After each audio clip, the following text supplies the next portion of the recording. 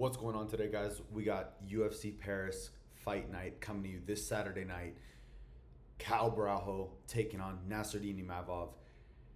We think it's for a number one contender spot, but with Fluffy Anthony Hernandez going up against RDR, later in October, I believe it's the UFC Vancouver card. Who knows what could happen? Both guys are looking to make a statement this Saturday night to hopefully get their title shot against Hamzat. But I'm excited for it. I think both guys are top level. Let's get right into it without further ado. We're going to start with the early prelims, then the prelims, then the main card, all the way up to the main event. I'm stoked for this one. It's finally a good card. We just had last week off from UFC. Not much happened. A couple fight announcements, but nothing crazy. But yeah, I'm looking forward to this one. Hopefully we get a banger main event. Starting with the early prelims opener, Sam Hughes versus the late but not great Shauna Bannon. I don't think Shauna Bannon is that good of a prospect, to be honest with you. I think that last armbar she won over that Baljeet type of girl was strictly luck. It didn't look like it was. Obviously, it's a good armbar. I'm not gonna lie. I mean, I just feel like after you get your ass beat, you almost get knocked down. You pull off an armbar, and in the past couple competitions or bouts, you haven't looked that amazing and consistent. I think Sam Hughes is consistent with her game, and I think she is going to show off that wrestling. I don't think Shauna's going to be able to get another, fluke type of submission like she did in her last fight. So I'm going with Sam Hughes by 29-28 decision. On to the next. I digress. Renat Fakhretdinov versus Andreas Gustafsson. I don't know if you guys saw Andreas' last fight against Chaos Williams. He absolutely cardio-mogged Chaos Williams for 3 rounds, nonstop, and Chaos Williams has a lot of power in his hands, and he is no joke.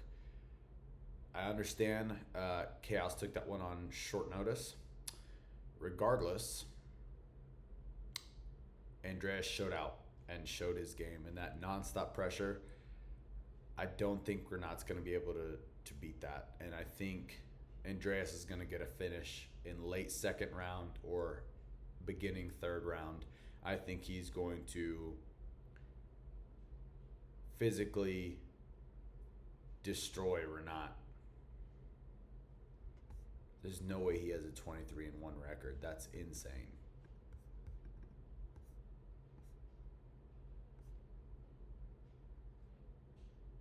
I think Andreas is a much better fighter. Much better. I think he's going to get a finish in the late second round, early third round. Let me know your thoughts. I think he's going to be able to put the pressure on, do the same thing he did to Chaos Williams, up against the fence, nonstop, clinch, uppercut, knee to the body, takedown, and just repeat that over and over and over. And I think the way you beat somebody like Andreas is you got to have one, great footwork to stay off the fence, and 2, you got to have a little bit of sting in your shots, and I don't think Renat has either. I don't even think his grappling is that good, to be honest with you. So for that reason, I'm going with Andreas by late finish. I digress. On to the next. Robert Bryzek versus Brad Tavares. I'm going with Brad Tavares by, gun to my head, I think Brad Tavares is a nitty, gritty, old guy who knows how to fucking win. And I think he's going to figure it out because I don't think Robert is that good of a fighter. And I think we're going to see this fight play out that exact way of noticing how shit Robert is on the feet. I think Brad Tavares is going to get in there, do his thing, win a 29-28 decision. Maybe even a split decision, but I think it's going to be clear for the fans that Robert is just not that good, man. And honestly, he probably shouldn't even be in the fucking UFC. I think Brad is going to pull some crafty vet, tactics on him. Some takedowns against the fence, some clinch, some jab twos, move, some, you know what I'm talking about, crafty vet tactics that's going to get him this win over Robert, who I don't think is that fucking good. That's why I think Brad's going to beat him, because Brad is already bottom of the food chain. This guy's the chain. You know what I'm saying? I digress. On to the next. Let me know your thoughts on that one. I think that guy's shit. For being a Polish fighter and not having much power in your hands, Trey Waters versus Sam Patterson.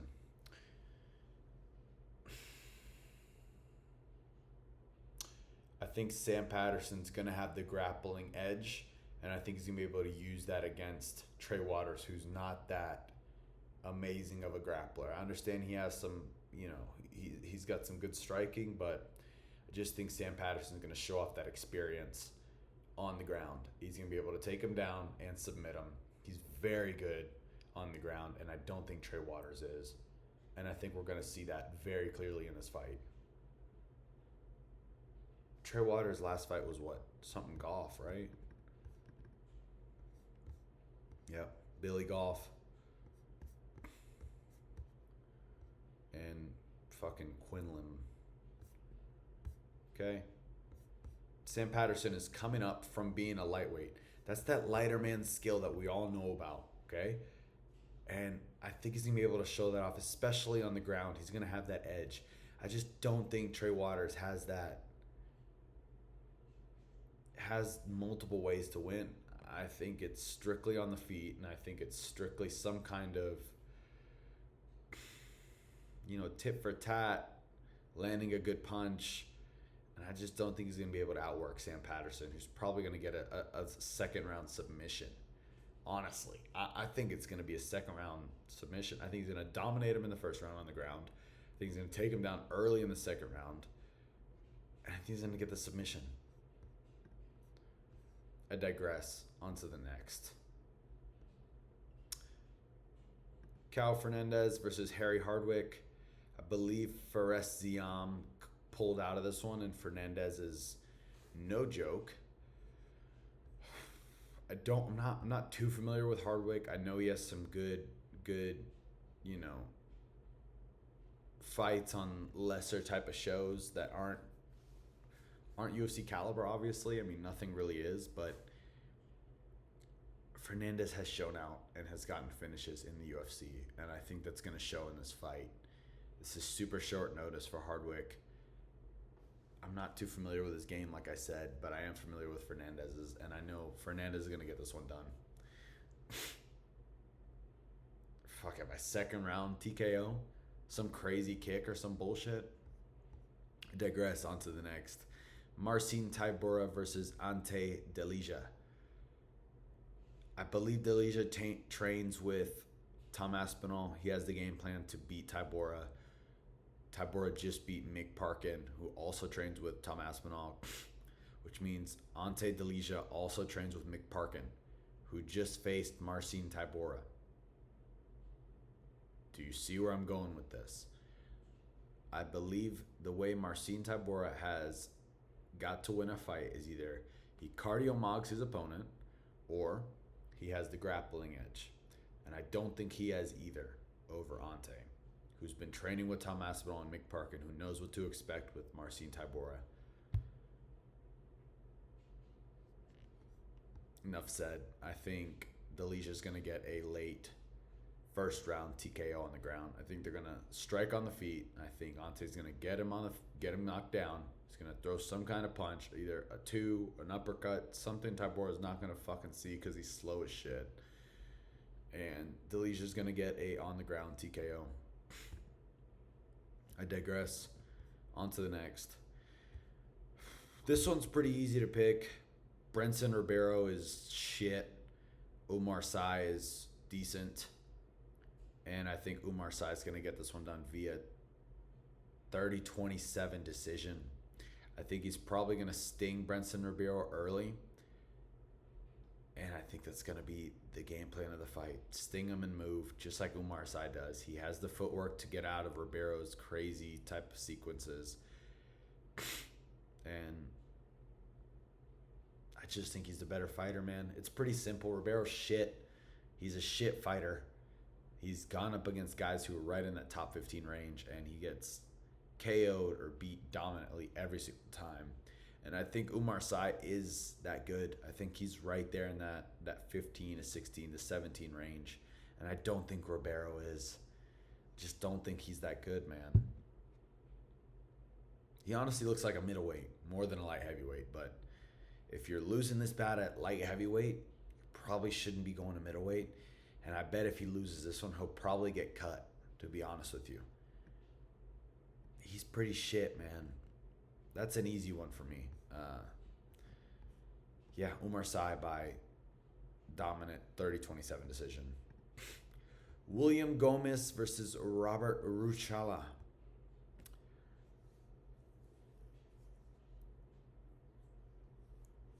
I think Robert Ruchala is going to be able to break him via ground and pound strikes late round 2.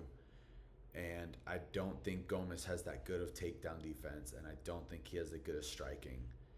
And I think Robert Ruchala, I've watched some of his fights.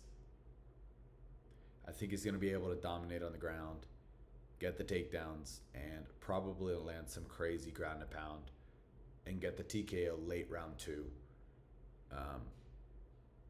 Both guys lost to the same opponent at a different organization. But I do believe Robert did a little bit better than Gomez did. Let me know your thoughts on this one. It's kind of a tricky fight to pick. But I do know William Gomez cuts a lot of weight to make that featherweight mark. Ruchala does not. And I think that's going to play a factor on who's going to break faster. On to the next. Lucien Kita versus Patricio Pitbull.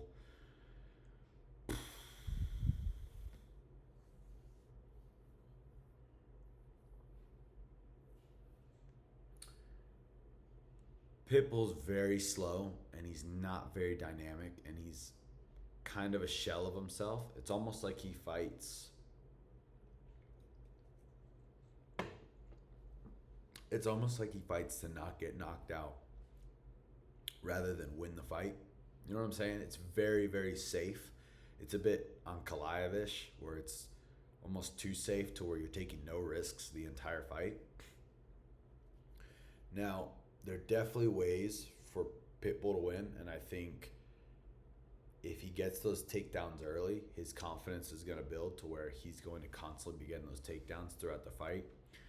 I do think that's a big hole in Lucien's fight game, but I don't think it's going to even get there. I think Kita's going to finish him in the first round.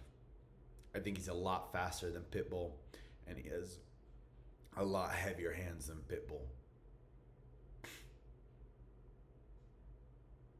I don't think Pitbull is that good, man. I think he's slow. I think he's old. And I think he's taking these fights because he needs the payday. And I think Kita's coming into his prime. He's young. He's hungry. He's in the UFC finally after being an Octagon champ. And I think it's going to show in this fight. I just don't think Pitbull's that good. I think he's slow. I think he's old. Beating Denis is pretty good. But you lost to Yair, bro. And Yair fights once every 2 years. I think that's enough said. On to the next. I digress. Rhys McKee, the great Rhys McKee versus Axel Sola. I believe Axel Sola is a prospect that's actually French, from what I've seen. I haven't watched much of his fights. I watched one, and it was kind of a war. And I think if you put that same type of war on Rhys McKee, he's going to be able to get the finish because Rhys McKee doesn't have a great chin. He's more of a tit-for-tat fighter on the outside edge, and I think if you push him into that type of war, he doesn't hold up, man. He's not a dog. He's a tit-for-tat type of fighter that likes to stay on the outside, rangy. And I think Axel Sola, being in his last couple fights that were rough, tough fights, he showed that he has a dog in him. And I just don't think Rhys McKee's that good on the outside. I don't think he's that good to be playing that game the whole time against someone like Alex Sola. Maybe I'm wrong, but that's how I see this one going. I think Axel Sola is going to be able to grab him, clinch fight, dirty boxing, uppercuts, shots to the body, knees to the body. It's going to be a dirty fight, and I think Sola's going to come out victorious by third round or late second round finish. Almost like an exhaustion type of finish. I think he's going to beat Reese McKee, man, and I think it's going to be a dirty slugging fight. And I just don't think Reese McKee can handle that. He's fucking frail for welterweight, man. I digress. Mason Jones versus Balaji Okai. Mason Jones just beat, what was his name? What was the fucking guy's name? Jeremy Stevens in that, Iowa card or something like that. And Jeremy Stevens hits really fucking hard, man. And he's a lot. He's not fast like Balaji, but he does hit harder, I think, in my opinion, than Balaji does. I mean, Jeremy Stevens has put people out cold, slept like Emmett has. You're not seeing Okai do that or Oki do that. You're just not seeing that as hard as he hits. And I think Mason Jones has a granite fucking chin, man. I think he's going to win a 29-28 decision. I think it's going to be a rough first round. He's probably going to get knocked down. He's probably going to get pieced up on the feet. It's probably going to be a bloody fucking war. And I think he's going to out-grit and out-cardio Mog Oki in the second and the third. And I think he's going to win a 29-28 decision. I just don't think Mason Jones can be finished. Unless it's some savant on the feet who can land strikes and stay at a distance. I just don't think Oki's that good to be able to do that. You know what I mean? Tag, move. Landed two, move. Because Mason Jones isn't going anywhere, bro. The pressure is going to be high the entire fight. And I just don't think Balaji's ready for that type of pressure. I'm going Mason Jones by 29-28 decision. Rough first round. Second round, he gets the momentum back. Third round, it's dominant, and he is putting the work on Balaji. On to the next. Modestas Bukauskas, who also trains with Tom Aspinall, versus Paul Craig.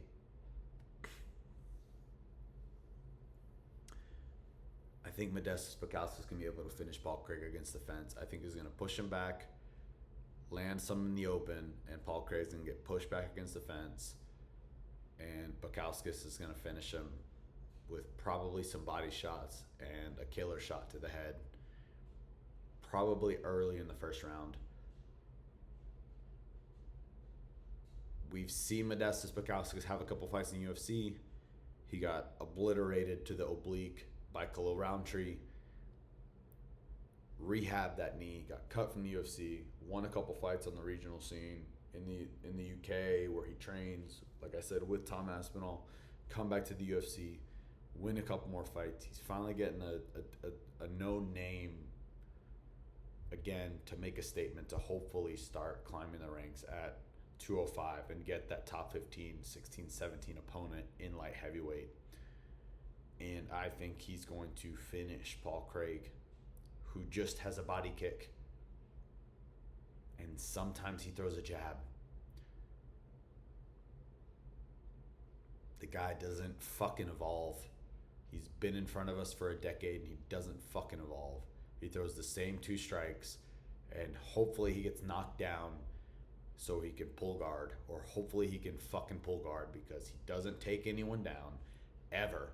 He has no shot selection. By that I mean wrestling.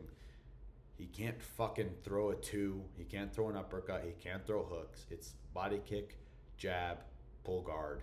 And I don't think that's going to work on anybody other than a fucking retard, in my opinion.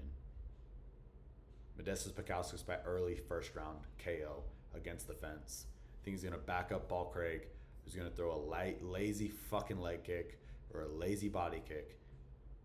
Modestas is going to catch it and push him back against the fence and finish him. Yep. Mauricio Ruffy versus Saint Denis.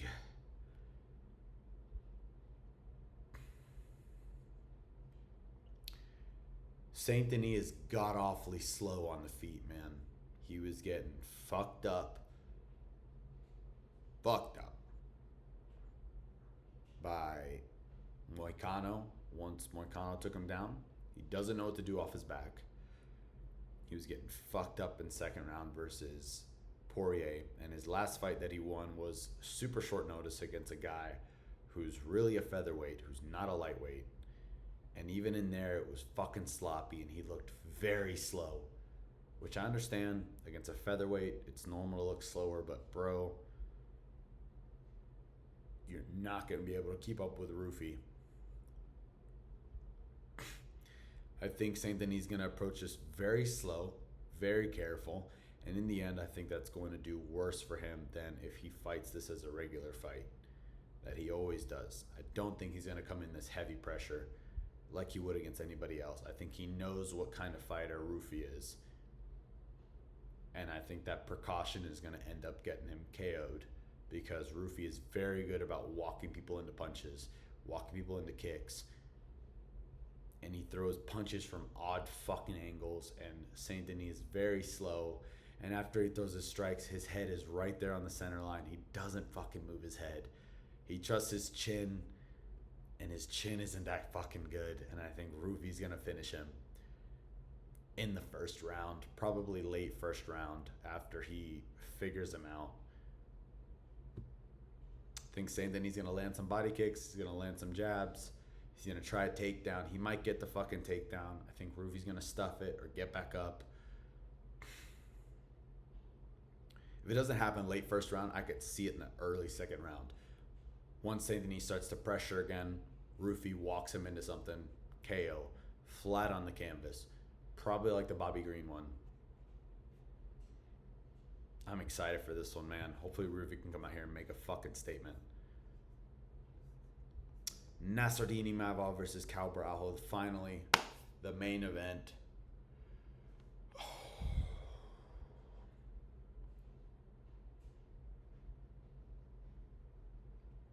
I think Borralho's going to win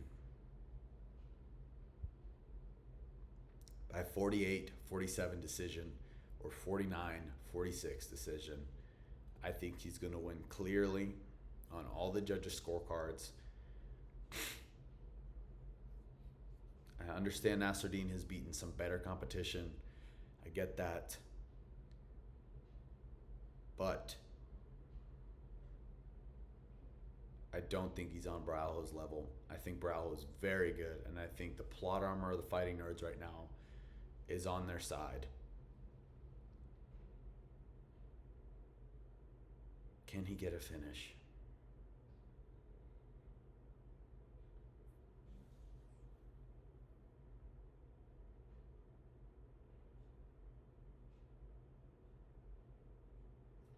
I don't think either one finishes each other. I don't think so, man. I don't think so. I think Imavov struggles against guys who are young in their age and match his athleticism. I don't think Borralho does. I think Borralho's going to be able to mix it up and figure him out. I think Imavov's going to gas late fourth round. And I think Borralho could get a late fourth round finish or fifth round finish. I don't think he submits him, but I do think the ground and pound could be there as an avenue. If he grapple fucks Imavov, who's not a grappler, I don't care what people say, he's not a grappler. If he grapple fucks Imavov and shows off the grappling experience in jiu-jitsu and wrestling, there's a path of victory for him on the ground.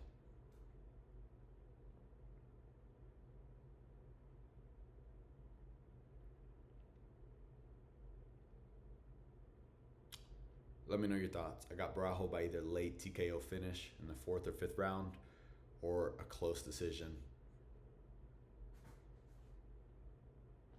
Till next time, let me know your thoughts. Like, subscribe.